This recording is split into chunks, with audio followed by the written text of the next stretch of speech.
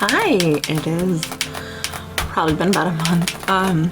Life has been really crazy, but also Hi, new hair. See it yet? Yeah, new hair. life has been really crazy. Hi, you guys. It is Saturday, December 13th. I think the last time I had filmed and posted anything was probably about a month ago. Everything has kind of gone wayward. I think the last time I made a video, it was about how I completed Hell as Well, and then I was working on dev edits. I'm still on dev edits. I think I'm only like halfway through editing chapter 11 out of 33. I have a long way to go, and I really need to buckle down if I plan to have this book out by May 1st. So I have a very exciting thing going on today that I wanted to show you guys. So you're gonna go ahead and get ready with me. We're gonna be doing my makeup, we're gonna get dressed. I have an author meetup today, like an author meetup signing thing at our local bookstore, our local indie bookstore. I'm so excited. Mysterious Galaxy twice a year hosts indie author events where they have a couple of indie authors that are local to our town. I think it's the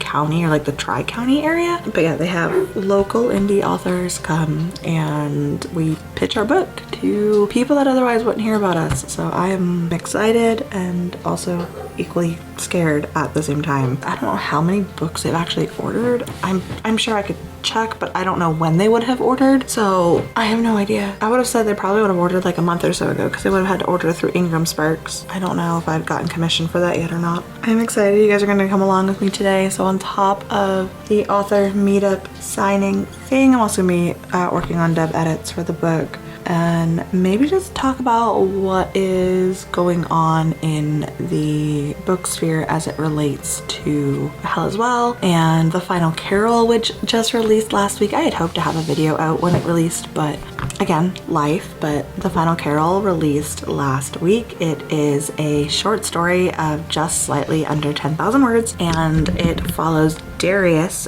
who is Delilah's dad. You meet Delilah's dad obviously in the 5th lock, but in the 5th lock he's older. He's like 80 something, I think. So he's pretty old. The 5th Carol takes place in 1988 San Diego, and it follows his journey as a detective before he ends up being a father to Delilah. I did that. I'm actually going to make a bunch of short stories and maybe one novella following Darius's lifeline up until he adopts Delilah and how that all plays into effect with everything. That's in the pipeline. I do have another short story involving Darius that is going to be released. I'm hoping the end of January, beginning of February. That is my timeline, but that also means I need to actually write said short story. I can write a whole like 10,000 word short story in about 3 days if I'm uninterrupted. So I'm going to attempt to work on that this week, because if I want it out at the end of January, I need to have it finished and sent to my chapter by chapter / beta readers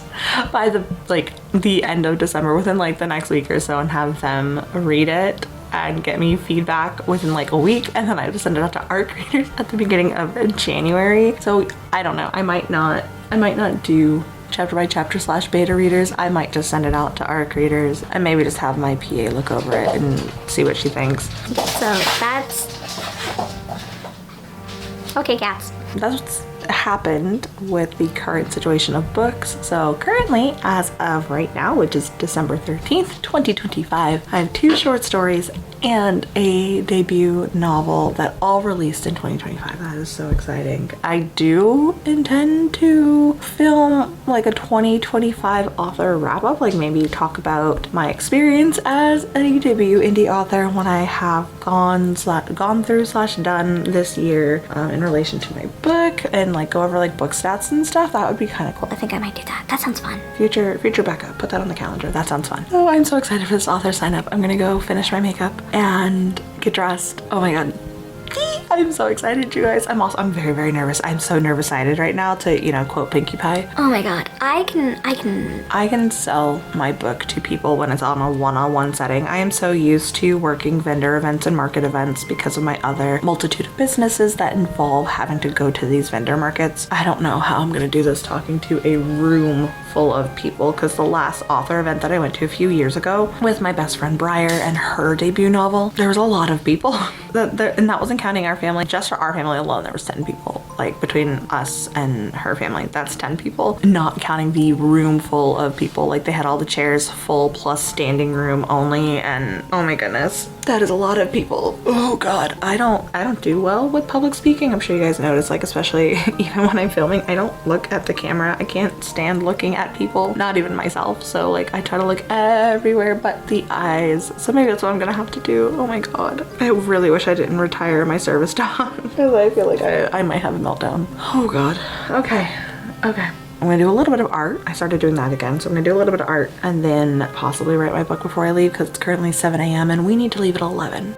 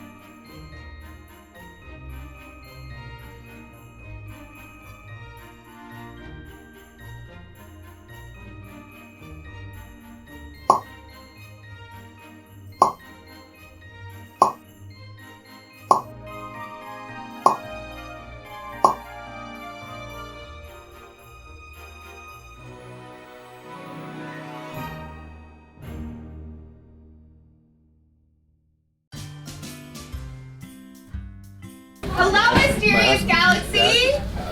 Hi! Thank you so much for being here. Always a treat. If you're here for our local author meet and greet, we're going to start in just about 4 minutes.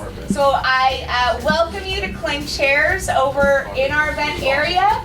And if you didn't come for that, but you like books, you should also listen to these awesome local authors tell you about the books they wrote, and then we will help you get them signed. Oh my gosh. So, thank you, but that's just a little warning. We're going to start soon. If you are just browsing, that is also great. Please just be mindful of your volume so we can hear the authors as they're speaking. All right, thank you.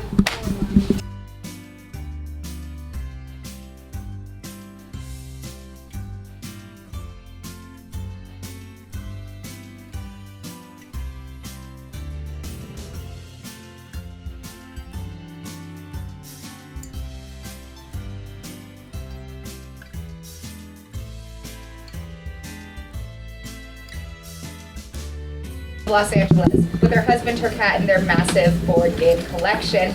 Lizzie is currently working on Big Witch Energy, the 3rd book in the 13 States series, and an upcoming cozy bookshelf board game called Bookworm. And now I get to bring you over to chat. Hi. Hi, it's weird to go first. I don't know what I'm supposed to do precisely, but yeah, this is my debut novel. It's called Fat Witch Summer. This is a YA fantasy novel which has themes of like body image and body positivity in it. It's basically set in a world called the 13 States, where there mainly are 3 paths for magic. So there's glamour magic, growth magic, and sight magic, which is kind of like a maiden, mother, crone magic system, but you can only choose one of those 3. And the twist is that your mom picks your magic for you. Well, anyway, if you, oh, there's a question. How many books are going to be in the series? It's going to be a trilogy. Okay. All right, next up we have Ladarian Lockett. Here to talk about the Ballads of the Realm. Ladarian was attending Oklahoma State University when he fell in love with fantasy. A group of friends introduced him to the popular tabletop game, Dungeons and Dragons, in conservation, and continues to write fantasy fiction. We're so excited to have him here today. So happy to be here. Thank you guys for having me. Again, my name is Ladarian. This is the Ballad of the Realm Trotters. I'm very proud of this. Essentially, what it is a story that has themes of friendship, self-discovery, and challenging authority.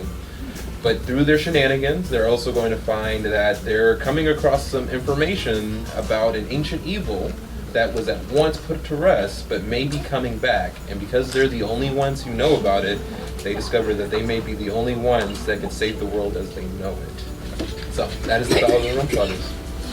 Any questions about it? Okay. What character do you play in D&D? I'm actually the Dungeon Master. Ooh. I'm actually a Dungeon Master. My favorite thing about Dungeons and Dragons is the world building. Okie dokie. And up next, I have Becca Lynn. Woohoo! Becca Lynn is a 30-something-year-old, neurospicy, chronically ill, queer mother of 4 living her best life in rural Southern California. By day, she's a virtual English tutor, and by night, she is mother, author, and cozy game streamer and content creator. Alongside her sister, Becca Lynn also owns a homemade witchy and mythological candle shop called Lore of the Pomegranate.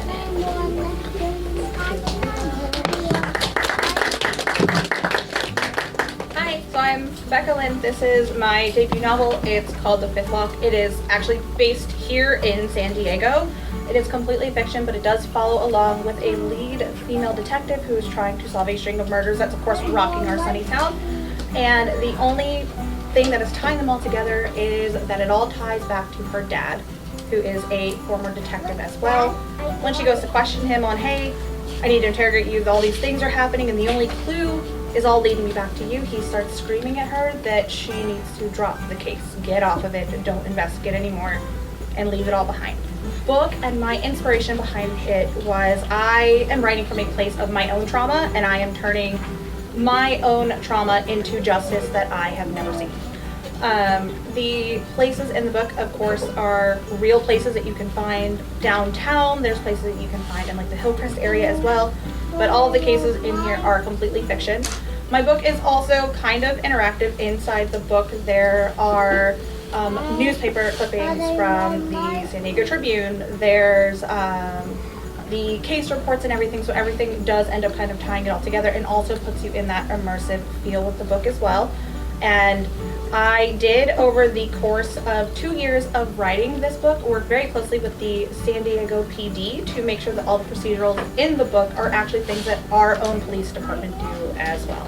And it is a standalone, but I do also have a short story that kind of prequels this. It's called Influence. It does follow Delilah, who is the main character, and what she had to do to become the head female detective in San Diego. I also just published another short story last week. It is a Christmas thriller. It is called The Final Carol. And then I'm currently working on the second book called Hell as well. What have been your influences? In terms of authors I follow, it's probably along the lines of like Frida McFadden. It follows sort of her writing style, but the influence on why I actually started writing the book is actually right there. The woman right there. My author friend Briar Somerset, she wrote 2 books, and I kind of like, hey, I have this story, I don't know if I should do it. And she's like, no, you're gonna do it, let's go. And she has been my hype person through the whole thing, and she got me in contact with who I needed to. So honestly, I wouldn't have written it without her. I'm so proud of you. Anything else? Up next, we've got Calvin Rahi. Calvin has spent his entire life in Southern California. Born and raised in San Diego, he went on to attend UCSD, where he earned a Bachelor's of Science in Structural Engineering, after which he went on to work at an engineering firm for the next 2 years before making a bold and drastic career change. At the start of 2024, he decided to move to Los Angeles to pursue acting and writing. Calvin doesn't know what sparked his love for the arts, he just knows that it was there and he never wanted to let it go. Now most days you can find Calvin writing in coffee shops, watching cult classic movies at the cinema, or just exploring Los Angeles. Or today you can find him here telling you about his book. Right. So my book is The House Rules. It is a YA gothic horror, kind of along the lines of The Great Gatsby, a little Saw, little escape rooms if you're into that. But for our whole story, it really follows our main protagonist, Lonnie Graham-Bell. Lonnie is a 18-year-old in boarding school, and over the last 8 years, his parents have sent him away and just not talked to him. They've just cast him away and left him on his own until the night of his graduation. He gets a mysterious letter that arrives in the mail inviting him home for the summer before college. Unsure about what he should do, he, convinced by his friends, decides to go, where his whole life is flipped on its head. He goes home to his lavish manor in the middle of the Catskills, New York, and his life gets pulled into like the rich and the wealthy and what's that are in like La Jolla and those areas, and they would ask me for some really specific rooms. Like, they'd be like, I need like an art gallery in my basement. I was like, is it an art gallery? I'm not gonna ask questions, but I took all these pieces of them and I put them together to make this giant house in the Catskills. And so rooms that are in there just kind of came from things that I had designed. So this house really came from a lot of my own personal author and novelist, author of Lizard Life, an absurdist fiction novel. He's also the creator and host of Transatlantic, a video podcast streaming on YouTube that features conversations with cultural icons in the creative field. It's spin-off the Ocean series, sponsored by the London International Awards and filmed at the Wynn Encore in Las Vegas. It's now in its 4th season. Simone has worked as a creative director for over 2 decades, spanning 2 continents and 8 cities across Europe and North America. He has created global campaigns and television commercials for some of the world's leading brands. And he was in San Diego with his family and dog. And now he's going to talk to you about Lizard Life. So this is like my debut novel. I've been writing for TV for a long time. I quit my job and I wrote this story. It's the story of a neuroscientist. His name is like Benjamin Dubuyo, and his wife Loretta and his son Rachel. They are facing like financial ruin. I say, if I can't live in the house that I made myself, then I live in the backyard as a blizzard. What they do, they go down to Tijuana to Scout, which is like this facility where, like, through nanotechnology and like temperature modulation, cell stems, they can transform themselves into lizard. John W. Wells III is the award-winning author of The Last Angel Warrior, The Heir of Ambrose, and The Invisible City. Based in San Diego, he is a playwright, speaker, and former educator, passionate about crafting inclusive, emotionally resonant fantasy for teens and young adults. Whether speaking in schools or at conventions, he strives to empower young readers to see themselves as heroes, no matter their race, gender, or identity. Here we go. Hi there. As you said, my name is John Wells III, and I wrote the Caleb English Chronicles series. My first book being The Last Angel Warrior. I decided to write this book because I grew up on the cusp of 2 worlds. I grew up in a town at a time when I was the only African American kid in my school. I also went to a church where I felt like I didn't fit in either world. I was either too black for school or too white for church. Also, like Ladarian, was unable to read books about magic. And now I write books about demons. So, my book, both parties seem to think that he is the catalyst to win this war. He's the weight that will tip the scale in either direction. The only problem is you might have to die to do it. It follows these themes of identity that I felt not feeling like I fit in and wondering which world I'm supposed to fit into. During the book, Caleb says, I know what you're thinking. You're probably expecting I'm some kind of hero or warrior or chosen, but I'm not. I am undeniably evil. When you stick around long enough, you'll see. If you like books like the Percy Jackson series, or TV series like Supernatural, you might enjoy The Last Ninja Warrior. Our final author is going to tell us about their books, but that's okay because now you've heard about all these awesome books and you're like, I gotta get a copy of them. We'll help you up at the front to do that because then you can get them signed or personalized by the authors here. So I am going to ask that if you're in a chair, that you give that chair up so that we can put tables out. So in about 3 to 5 minutes, we're gonna have authors here who are gonna be ready to tell you about their book more in depth and sign the book and do all of that stuff. Feel free to have some.